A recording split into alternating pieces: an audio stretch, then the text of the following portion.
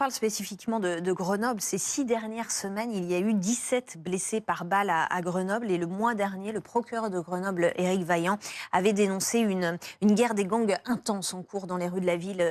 Guillaume, est-ce qu'il y a une recrudescence, une réelle recrudescence des violences dans cette ville-là? Oui, et sur beaucoup de villes moyennes, et tout cela sur fond de trafic de stupéfiants. D'abord, le trafic de stupéfiants s'intensifie en France. On en est à 3,5 milliards d'euros de chiffre d'affaires selon les estimations. C'est en augmentation. Le cannabis, la consommation a très nettement augmenté au cours des 10 dernières années. Il en est de même pour la cocaïne. Donc, la France est un des pays d'Europe qui consomme le plus de produits stupéfiants. C'est un gigantesque marché. La drogue rentre.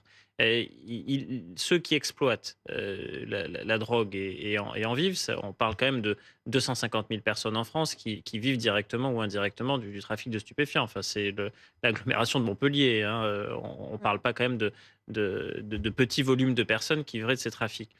Ces personnes-là, leur trafic s'intensifie et les parts de marché étant ce qu'elles sont, avec qui plus est l'accentuation d'opérations de police qui les déstabilisent, hein. Les opérations place nette, même si elles ont pu être critiquées, ne font pas du bien aux trafiquants. Ça peut fermer un point de deal pendant un certain temps.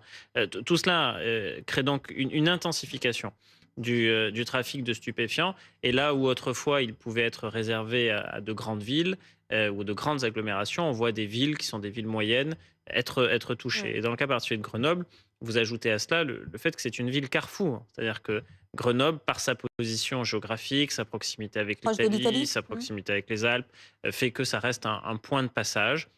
Et donc, c'est une ville qui peut être en proie à des trafics.